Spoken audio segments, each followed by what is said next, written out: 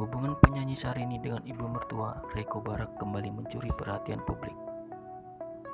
Artis yang akrab disapa Inces tersebut kembali memperlihatkan keadaan asli yang terjalin antara ia dan ibunda Reno Barak.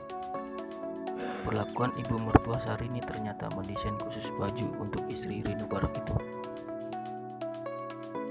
Hal tersebut diketahui dari unggahan Instagram Syahrini melalui akun pribadinya, @princess_syahrini baru-baru ini. Syahrini membongkar perbuatan Reno Barak kepadanya itu. Syahrini memposting fotonya mengenakan baju batik berwarna biru. Ternyata desain baju batik yang dipakainya adalah buatan dari Reiko Barak.